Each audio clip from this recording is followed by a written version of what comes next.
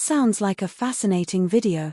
I can certainly rephrase that script for you, maintaining the same rich, engaging style and flow, while slightly altering the word order. Here is the paraphrased script. # explosion symbol the shot that launched an empire. On May 9, 1914, in a Santa Barbara, California mansion, the sound of a gunshot broke the morning silence. Charles William Post, then one of America's wealthiest men, had ended his own life. His cereal empire, valued at $20 million, was left behind. He also left a 27-year-old daughter who was destined to take that massive fortune and make it something far grander. Marjorie Merriweather Post was the woman who would become America's richest. Her palaces would stand in competition with those of European royalty.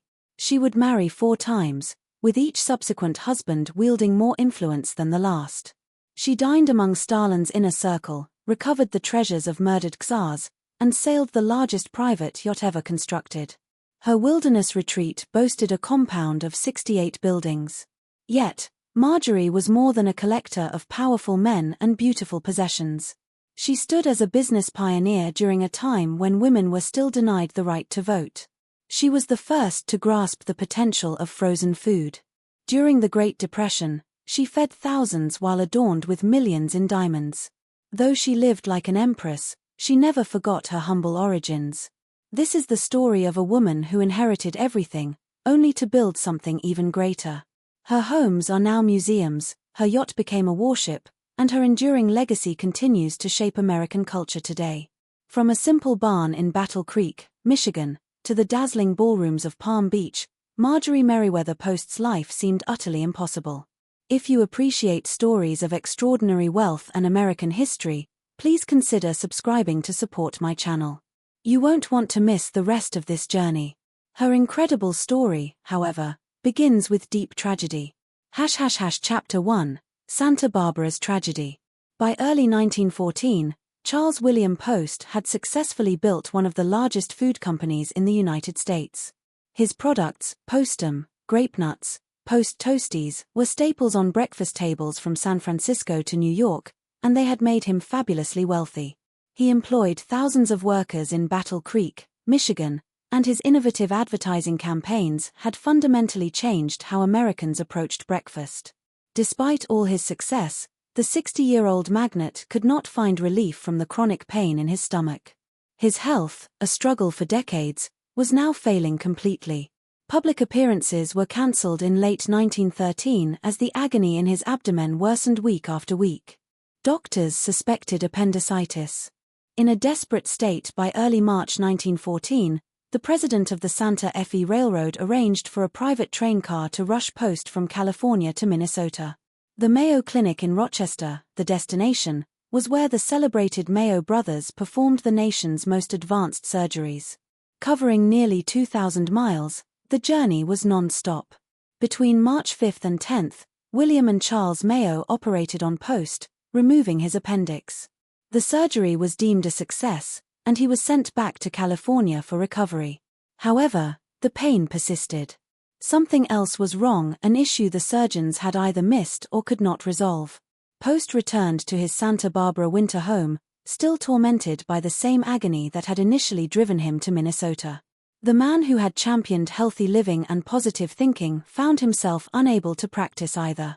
A crippling depression enveloped him, much like the heavy California fog. On May 9, 1914, Charles William Post went to his extensive gun collection. He selected a rifle, according to contemporary newspaper reports, placed the weapon against himself, and permanently ended his suffering. The entire nation was in shock at the news.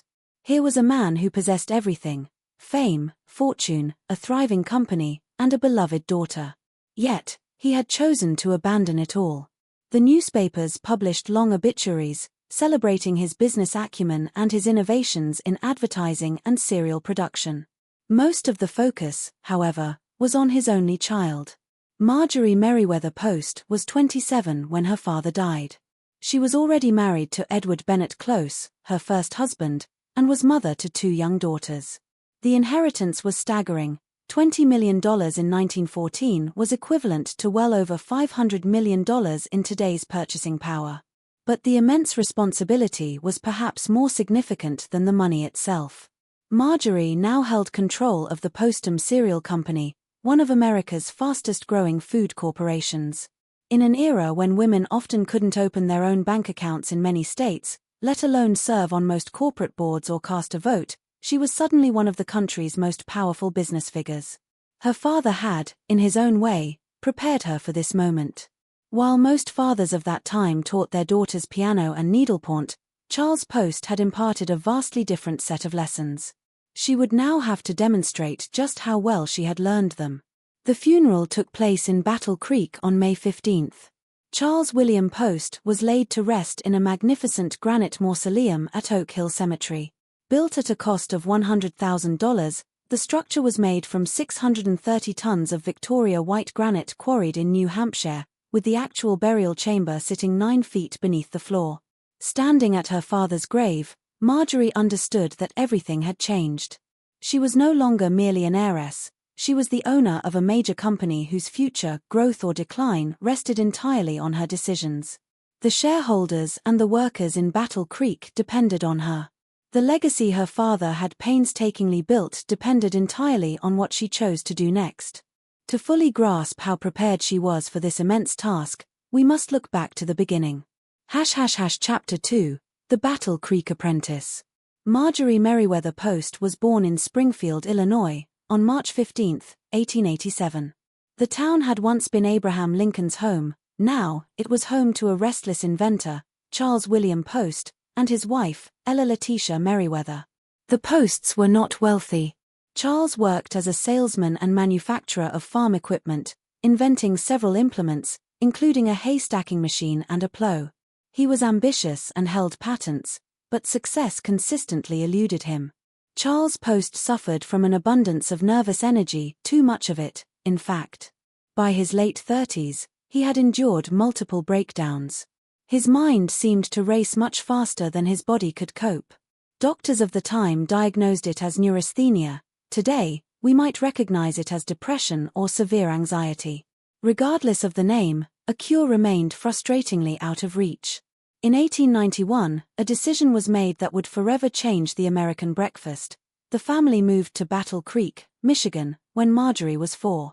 Battle Creek was famous for one reason: the sanitarium operated by Dr. John Harvey Kellogg.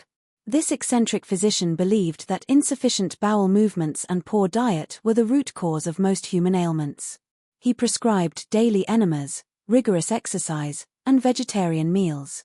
His patients consumed strange, grain-based concoctions, all invented by Kellogg, and were strictly forbidden coffee, alcohol, or any other stimulants. Hoping for relief, Charles Post checked himself into the sanitarium. He found something far better, an idea. Kellogg served his patients a coffee substitute made from roasted grains. Post, upon tasting it, immediately recognized an opportunity. If people would pay to drink this at a sanitarium, they might certainly pay to drink it at home. He realized he could manufacture and sell the product himself to the millions of Americans who worried about coffee's perceived dangers. Post left the sanitarium after a few months. Although his health had seen little improvement, his entrepreneurial spirit had been profoundly awakened. After a failed attempt to open a rival clinic called Elvita Inn, which promised cures through mental suggestion, he focused on the coffee substitute concept. In 1895, working out of a small barn on the family property, Charles Post created **Postum***. The drink, made from molasses, bran, and roasted wheat, tasted nothing like actual coffee. But Post was an advertising genius, and he masterfully convinced Americans that coffee was, in fact, poison. His advertisements were groundbreaking for their era. One notorious campaign dared to ask readers, "Is your yellow streak the coffee habit?" Another issued a stark warning that coffee would kill your energy, reduce your working force, and push you into the big crowd of mongrels. The claims were outrageous, but their effectiveness was extraordinary. Within 2 years, Post needed a factory to keep up with demand, and within 5 years, he had become a millionaire. Young Marjorie observed this rapid transformation firsthand. She was 8 when her father launched Postum, and she helped in the only way a child could, by folding packaging and gluing labels onto the boxes in the family barn. She witnessed her family's dramatic rise from struggling middle class to genuine wealth. Her father noticed a specific quality in his only child: she was attentive. She asked questions, determined to understand the why behind his actions, not just the what. In 1897, Post introduced his first breakfast cereal, which he named Grape Nuts ***. Despite containing neither grapes nor nuts, the name derived from the grape sugar produced during the baking process and the crunchy, nutty texture of the final product. Like Postum, Grape Nuts succeeded through relentless, aggressive advertising. Post boldly claimed it could cure loose teeth, malaria, and even appendicitis. The Federal Trade Commission did not yet exist to challenge such wild assertions. By 1900, the Postum Cereal Company employed hundreds of workers, and the factory complex in Battle Creek spanned 20 acres. Charles Post was now one of America's most successful businessmen, a rival to his former host, Dr. John Harvey Kellogg, and Kellogg's brother, Will Keith, who had founded his own competing cereal company. The rivalry between the Kelloggs and Post became legendary in Battle Creek. Accusations of stolen recipes flew constantly. While Post insisted his innovations were wholly original and Kellogg claimed his formulas had been copied, the truth was likely a blend of both. The ultimate result was that Battle Creek had cemented its status as the *** cereal capital of the world ***, with the Post family at the very center. When Marjorie turned 10 in 1897, her father made an unprecedented decision: he began bringing her to board meetings. This was highly unusual. Wealthy men's daughters were expected to learn social graces, languages, and music, not sit in smoke-filled rooms discussing distribution networks and market share. But Charles Post had no son, he had only Marjorie, and he seemed determined to prepare her for a destiny beyond marriage. She initially sat quietly, absorbing the rhythms of corporate discussions. She quickly mastered the vocabulary of business, terms like accounts receivable, inventory, and margins, which meant nothing to other girls her age, became familiar to her. On carriage rides home, her father started explaining his strategic choices: why he had rejected a certain supplier, why he had agreed to a particular contract, or the true motive behind the latest advertising campaign. Marjorie listened intently and learned. By her early teenage years, she was conducting her own tours of the factories. She observed the workers on the production lines, watching how the cereals were packaged, baked, and mixed. She grasped the logistics of shipping products nationwide, knowing which rail lines were reliable and which were prone to delays. In 1901, at the age of 14, Marjorie left Battle Creek for Washington, D.C., where her father enrolled her in Mount Vernon Seminary, a finishing school for young women of means. She would acquire the social skills expected of her class, but she never let the lessons her father taught her fade. The years at Mount Vernon polished her manners without dulling her sharp mind. During school breaks, she traveled to Europe with her father. While other wealthy Americans visited museums and cathedrals, Charles Post ensured his daughter met with business contacts and toured factories, showing her exactly how international commerce functioned. Post introduced another product in 1904, a cornflake cereal he initially named **Elijah's Manna ***. Religious groups protested the name, leading to its refusal of import in several countries. Post quickly renamed it ***Post Toasties ***, and it became yet another monumental success. By this time, Marjorie was 17. She had matured into a striking young woman, possessing easy confidence and sharp eyes. More importantly, she had grown into something much rarer: a woman with a complete, inside understanding of business operations. Her father's company was worth millions, and his personal wealth continued its rapid expansion. He experimented with rainmaking, using dynamite explosions in the arid Texas panhandle, and diversified his investments into land development and real estate. He even built a model town in Texas for his workers, offering favorable terms for employees to buy homes. Throughout all this, Marjorie remained his most trusted confidant. She knew his strategies, his secrets, and his fears, including his persistent worry about his health, despite his public image of vitality, and what would happen to his empire after he was gone. Whether consciously aware of it or not, Charles William Post was preparing his daughter to assume his position. In a time when women were expected to manage households and marry well, he was forging an unprecedented figure, a female business executive. Marjorie did not know her father had less than a decade left to live, nor that she would inherit everything at 27. She simply knew he was teaching, and she was learning. Those lessons would ultimately prove far more valuable than any inheritance.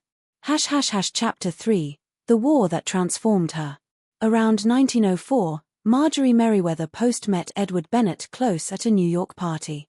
She was 17, freshly refined by Mount Vernon Seminary. He was 22, a Columbia Law School graduate from an established Greenwich, Connecticut, family. Close was conventionally handsome for the period, dark-haired, serious-eyed, and exuding the air of old-money respectability. Though his family's wealth could not compare to the Posts, they offered something Charles Post's millions could never buy: generations of social legitimacy.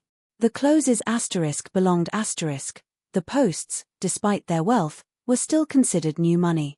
For a young woman maneuvering the intricate hierarchy of American high society, Edward Bennett Close provided instant credibility. For a young lawyer with sophisticated, expensive tastes, Marjorie Merriweather Post offered financial security. Whether genuine love was a factor is unclear from the historical record, but both families wholeheartedly approved of the union. The wedding, held in New York City on December 3, 1905, was grand but deliberately not ostentatious. Charles Post, ever the shrewd businessman, understood that excessive displays of wealth could attract unwanted attention. The newlyweds settled into the life expected of their social class. Edward began his law practice, and Marjorie managed their household while furthering her education in the social arts. She learned which charities to patronize, which clubs required membership, and which families held true influence in New York. She hosted balls and attended dinners, appearing, to all outward observers, exactly what her father had raised her to be, a society wife. But she never severed her ties with Battle Creek.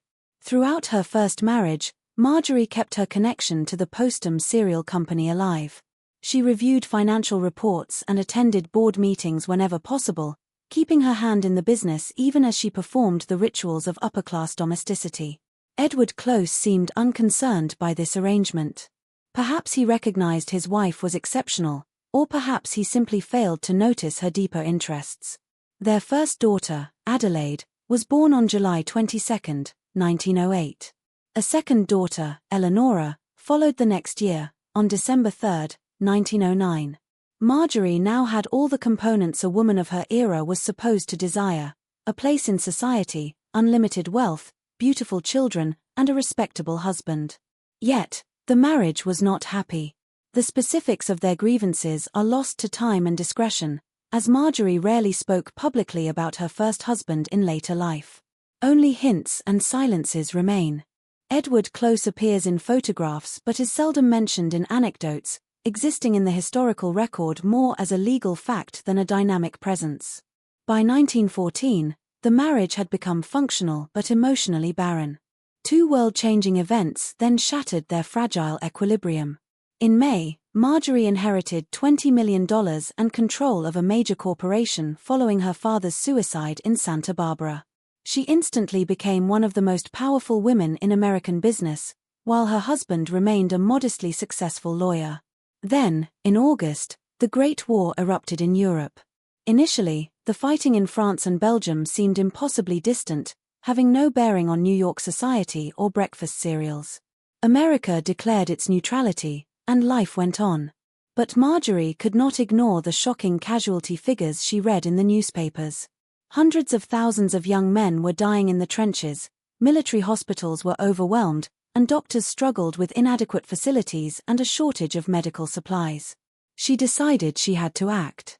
In 1916, while America was still debating intervention, Marjorie began organizing with the Red Cross to establish a base hospital, preparing for the inevitable arrival of American troops in France. She did more than merely write a check. She plunged headfirst into the complex logistics of massive-scale medical care. The project became an all-consuming mission. She recruited doctors and nurses, navigated military bureaucracy and shipping schedules, and arranged for supplies and equipment. She applied the same meticulous attention to detail and organizational skills her father had taught her, the very skills that had made the Postum cereal company a success. When America finally entered the war in April 1917, two things happened to the Close family. Edward was called to military service, and Marjorie's hospital preparations sped toward completion. He reported for duty as a captain and was soon sent to France, where he earned a battlefield promotion to major, seeing active combat. The French government later honored his service with the *Médaille d'Honneur des Affaires étrangères star. Meanwhile, in the summer of 1918, Marjorie's base hospital number 15 opened in Savenay, France.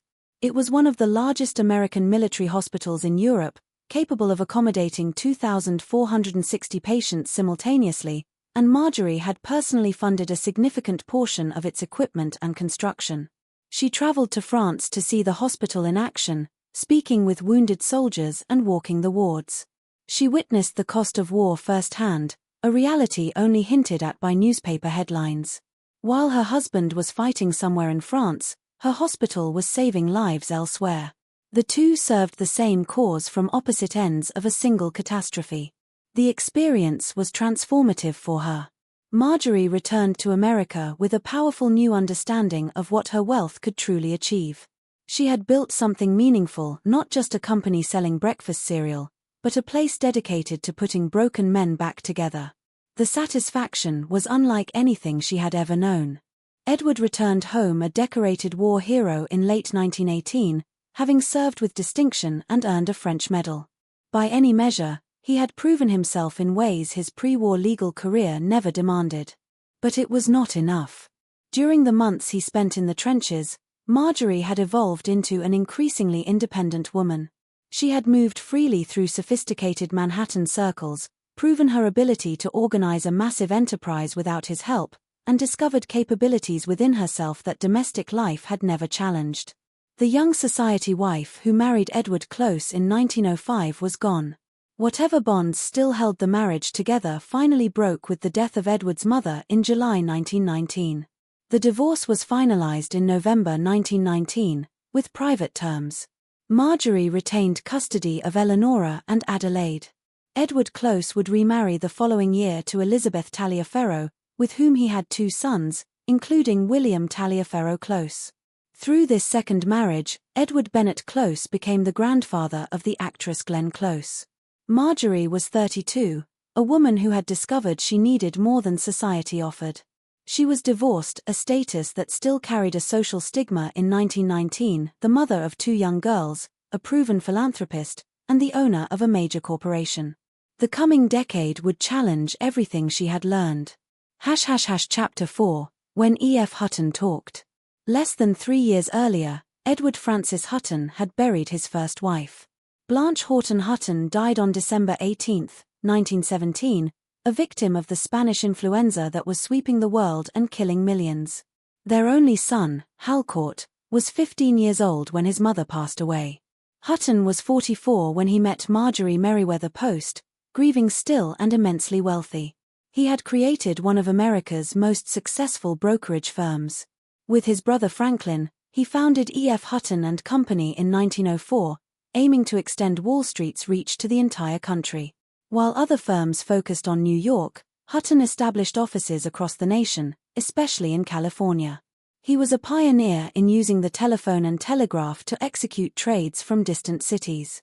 By 1920, his firm was the second largest brokerage house in the United States.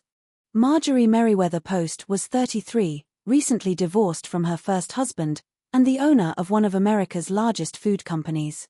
She had a fortune that overshadowed most men's egos and 2 young daughters. What drew her to Hutton remains speculative.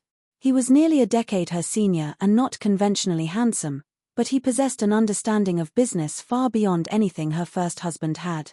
He moved in the highest American financial circles, knew how to structure major deals, how to expand companies, and how to multiply millions into tens of millions.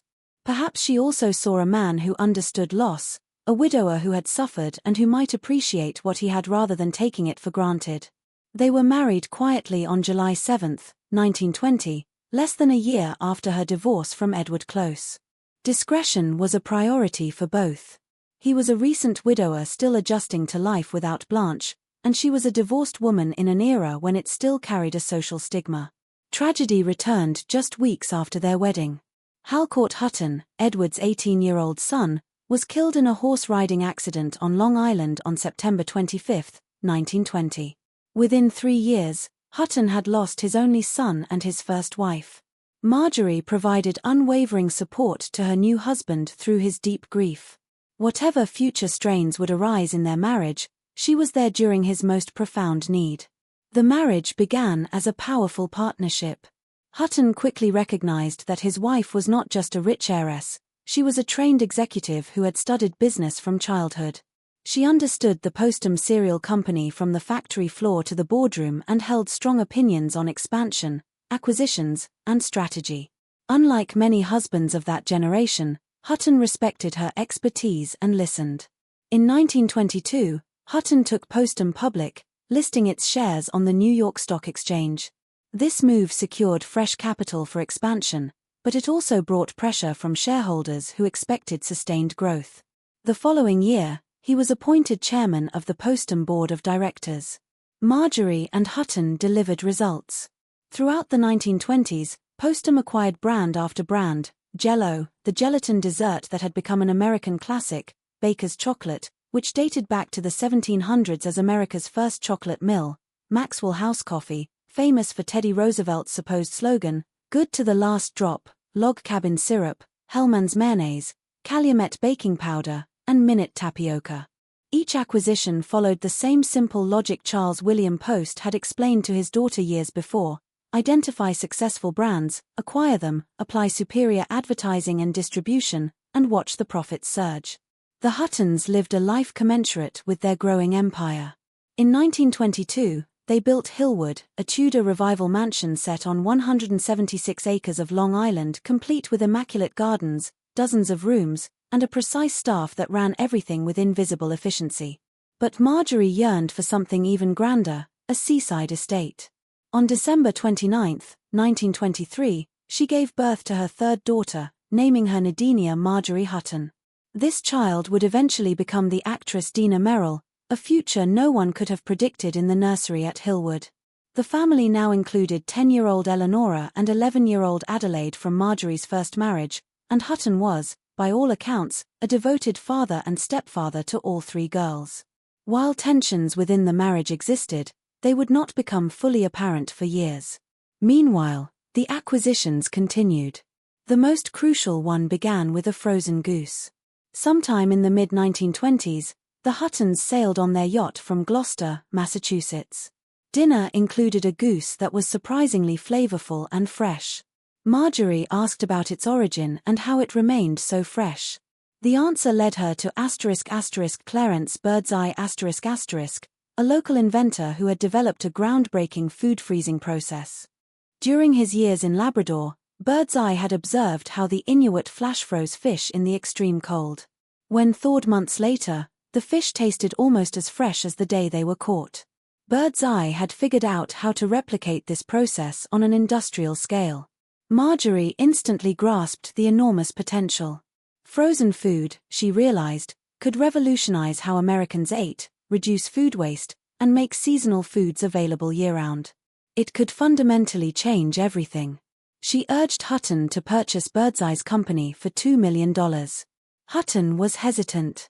The logistical hurdles seemed impossible. No delivery trucks, grocery stores, or American homes were equipped with freezers. A completely new infrastructure for frozen food distribution would need to be built from the ground up. Marjorie was insistent. This was the future.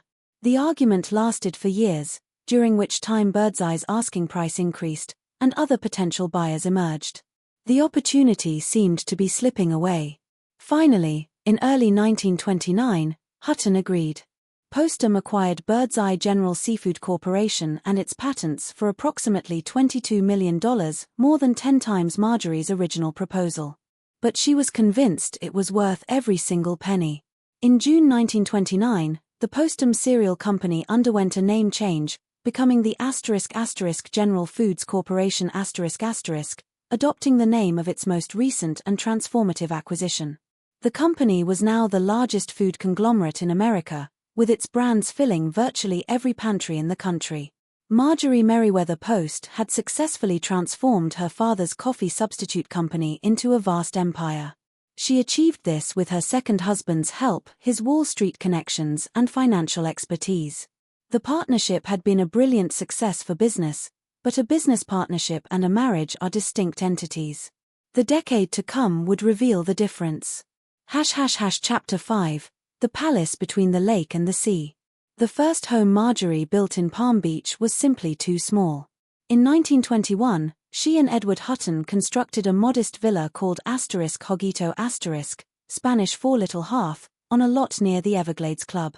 Designed by the respected Palm Beach architect Marion Sims Wyeth, the house was pleasant but was located on a golf course rather than the ocean and could not accommodate the scale of entertaining Marjorie envisioned. She wanted something infinitely grander, a place that would rival the great estates of Europe and definitively announce Marjorie Merriweather Post's arrival. In 1924, she discovered the ideal location, a narrow, 17-acre strip of land situated between Lake Worth to the west and the Atlantic Ocean to the east. The property sat on a coral reef ridge, the highest natural elevation in Palm Beach, offering water views in all directions. The name, *Mar-a-Lago*, Spanish for sea to lake, wrote itself. Marjorie reportedly paid around $100 for the land during the Florida land boom, but the subsequent construction costs would be astronomical. Marjorie retained Marion Sims Wyeth as the principal architect. Wyeth, a Princeton-educated professional who had studied at the prestigious École des Beaux-Arts in Paris, understood the Spanish Mediterranean revival style that dominated the island and had designed many of Palm Beach's finest homes. His plans envisioned a massive, sprawling complex organized around a central, curved courtyard, featuring separate wings for guests, family quarters, and entertaining spaces. However, Wyeth's rational, academic approach did not entirely satisfy Marjorie. She desired something more dramatic, a house that felt like walking onto a stage set rather than simply entering a residence. For this, she turned to Joseph Urban ***. Urban was an Austrian-born designer whose reputation had been built creating spectacular sets for the Ziegfeld Follies and the Metropolitan Opera in New York. He possessed an intimate understanding of how to manipulate light and space to create emotional impact, knowing how to make rooms feel magical, not just elegant. Though he had never designed a private residence, that did not deter Marjorie. She wanted his unique vision. The collaboration between Urban and Wyeth was uneasy from the outset. Wyeth was responsible for the structural elements and floor plans, while Urban transformed the exterior decorations and interiors into something that defied conventional architecture. The Beaux-Arts-trained Wyeth reportedly regretted his involvement and rarely spoke of the project afterward, preferring buildings that adhered to established rules. *Mar-a-Lago* followed only the rules that Urban and Marjorie invented together. Construction took roughly 4 years to complete, with planning starting in 1923 and the major building phase concluding in 1926. Over 600 workers were involved at various stages, and approximately 300 skilled craftsmen were brought from Europe, bringing with them generational artisan skills. The materials chosen were a testament to obsessive perfectionism. 3 boatloads of Doria limestone, a fossil-bearing stone selected because it aged quickly, giving the new construction an antique look, arrived from Genoa, Italy. Skilled carvers shaped this stone into intricate bas-reliefs featuring fantastical creatures, griffins, and acanthus leaves. Marjorie acquired a collection of nearly 36,000 antique Spanish tiles, which had been assembled decades earlier by Mrs. Horace Havmeyer, whose family had made their fortune in sugar refining. Some of these tiles dated back to the 15th century, showing the influence of the Moorish craftsmen who once ruled Spain. Believed to be one of the largest collections of its kind globally, these tiles were used to cover the entrance hall, the cloister, the patio, and many rooms throughout the house. Another 2,200 square feet of black and white marble from a Cuban castle was used to floor the dining room. 20,000 roofing tiles were sourced from old Cuban buildings, ranging in color from weathered red to salmon pink. Native cypress trees were sandblasted to give the columns and beams a weathered appearance suggestive of centuries of use.